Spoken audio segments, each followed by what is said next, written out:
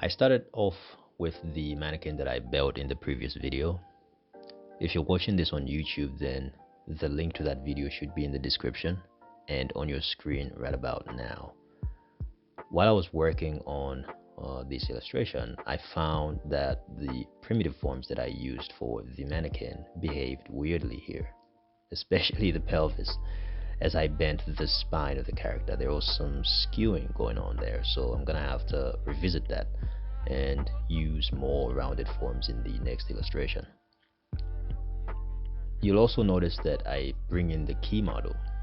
Now, when I was starting this project, I made a model of the key because I knew I would have to draw it so many times that I did not want to figure out the perspective every single time.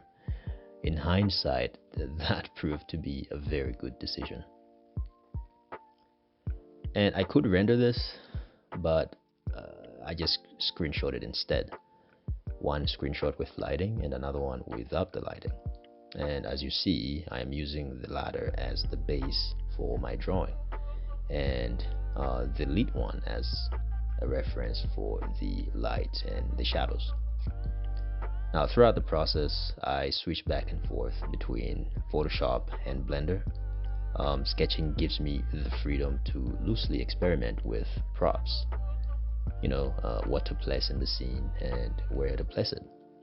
Now, most times, I don't have these things figured out from the jump, and so I explore them in Photoshop through sketching.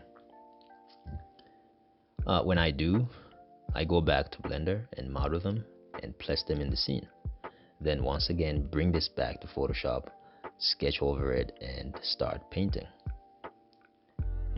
Obviously, I could just paint over the 3D blockout like some concept artists do, and I did try that process in the beginning, but I found that I did not like the aesthetic of the art.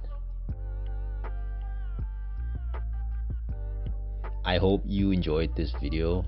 If you did, consider liking and subscribing to the channel. Also, leave a comment below and let me know what you liked about the artwork. See you in the next one.